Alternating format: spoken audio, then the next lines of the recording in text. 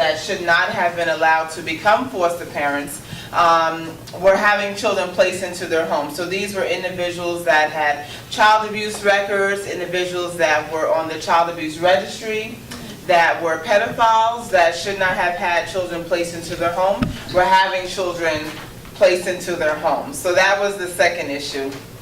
And so the third issue was the fact that we had a lot of foster parents that were educated, foster parents that were new to becoming parents with the agency, not, again, aware of what their rights were, having false allegations called in against them. So meaning, if, let's say, one of you were to become a foster parent and you're a school teacher or you're a social worker or you work with children and you have an allegation of child abuse or neglect being called in against you, and it's actually founded against you in terms of being guilty, you're going to be placed on a child abuse registry until the youngest child in your home reaches the age of 28. So this is something that the community is not aware of, and so we really need to make sure that people that are gathering around this issue and gathering around this topic are aware of this and really putting this information out into the community. So as I said, so once we became aware of all of these three issues, we as social workers found ourselves compelled to address this with our agency, and so we contacted the Director of Human Resources as well as the Executive Director, and then they began to coin us as whistleblowers.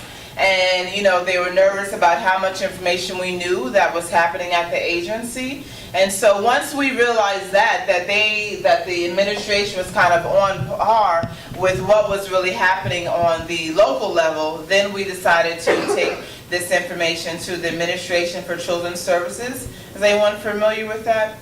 So ACS is the umbrella organization over all of the foster care contracted agencies. So the agencies, the foster care agencies, are supposed to report to ACS. But now, since 2008, there's been an act that's been implemented whereby the agencies have their autonomy and they have their independence where they can act on their own. So that's where a lot of this nonsense started to come into play. So as I said, so we contacted ACS, and we also contacted the news. And so the news, they love hot stories. So this was definitely something that they were interested in publicizing and, airing the dirty laundry of this agency. But unfortunately, they wanted more than just myself and Doran. They wanted to hear from some birth parents as well as some foster parents, and additionally some other staff members. But people felt that they didn't want to put their lives at risk, their livelihood at risk, as well as their careers. But we felt that, we had no other choice but to do so, especially as social workers and people that have said that we're working in the best interest of children and families. We thought that this would be really the only resort that we had. So hence, that's what made us decide to take it to another level and start our own advocacy organization. So what we do is, once a foster parent or a youth contacts us, we inform them of the services that should be afforded to them by their agency. We provide them with empowerment workshops to learn about what their rights are. We also accompany them when they have court hearings as well as meetings at their agency, and we advocate on their behalf. So regardless of what the issue is or whatever particular service they might need, we advocate and we push that envelope ahead. And so we've had really a 99% success rate. Why we have that 1% are individuals that don't listen, don't follow protocol, and do not take the advice and the steps that we're giving them. So again, what we do is we advocate for youths that are in foster care, youths that have aged out, and youths that have been adopted. So aside from providing advocacy to the foster parents, which is very important because foster parents are volunteering their time, they're opening up their homes and their hearts to bring in children into their home. They're not necessarily trained and always equipped to do so. However, they're volunteering their time. To become a foster parent is not a paid position, although the agencies would like to advertise it as such. So let's say we have a recruitment event. I don't know if you guys know, but there's an agency that's not too far from here, Catholic Guardian Society. So they may have a particular recruitment event, and they'll have a couple of foster parents there, and they will advertise that if you take a child into your home, this is how much you're going to get paid. So if you have a teenager, you'll get like $700. If you have a therapeutic child, you can get $1,800. If you have a baby, you can get $300 to $500. So there's various ranges. And so if an individual is uneducated or ignorant or inadequate and do not have their own income to live off of, they will run and jump at this opportunity because it will be their means of living. That's where the neglect comes in terms of a child. So if you have an individual that is going into becoming a foster parent with that particular mindset that, okay, this can pay my rent, this can be my money to go to, buy my food, my clothing, get my hair done, then where are the funds that you're setting aside for this child that's in your home? They are inevitably going to be neglected. So that's where we come in. We advocate for foster parents that are doing it for altruistic reasons, that are taking in children because they love children, because they want to help them, because they want to see them progress in life as successful adults. However, when we have foster parents that are abusing or neglecting children, are not providing their services, are mismanaging the funds that are allotted for that child, then we report them to the agency. We do not advocate for those particular foster parents. So even though the name of our organization initially was Foster Parent Advocacy, our focus has always been the safety and well-being of the youth that is in that particular home.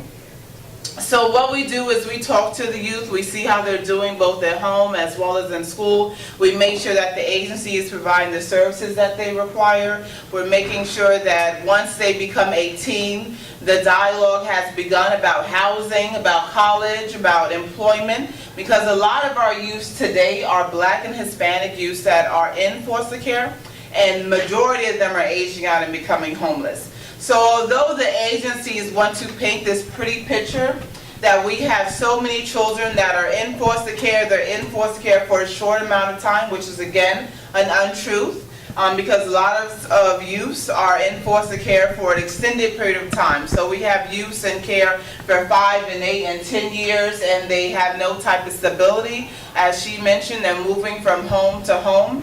And so that is really an unfortunate situation. And so once you age out of the agency is no longer responsible for you.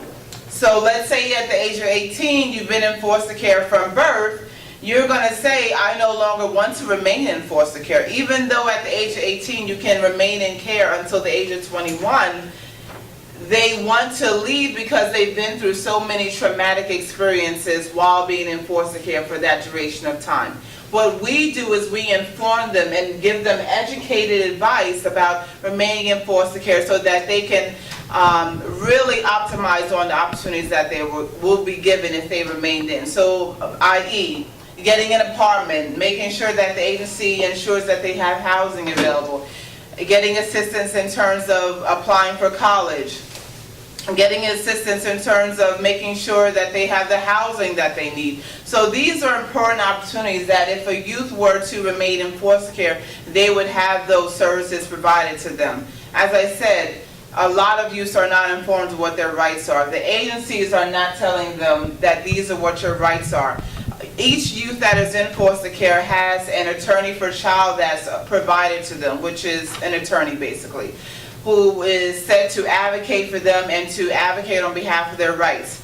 The attorneys are not informing these youths of what their rights are. They have not built relationships with these youths to even involve themselves in their lives and ensure that they are progressing as they should. So this is really a state of emergency right now. This is really a dire need that we need to have these conversations regarding what's really happening in foster care all over the country.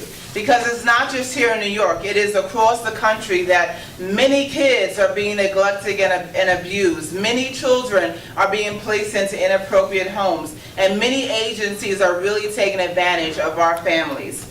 So that is what our organization has set out to do, is to bring forth what the truth is about the foster care agency. So we do protest rallies. We've done protest rallies for the past 5 years.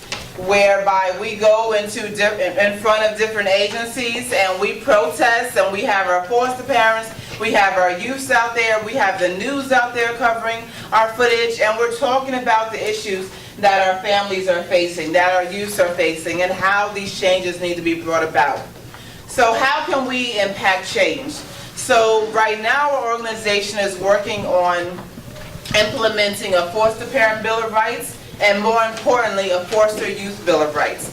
This is something that has been implemented in 16 other states, but for some reason does not exist in New York. New York is supposed to really be the one that's on the forefront of everything, right? I mean, everything starts and begins in New York, but not with advocacy in terms of this foster care system. So what we have challenged ourselves to do is to work in terms of implementing that. We want to make sure that each child, when they're entering foster care, is aware of their rights, is going to be afforded the services that have been written in stone and written into law that they're going to be provided, and we want to make sure that it happens. I just want to share with you why myself and Doran even started this organization, okay, in terms of our personal connection.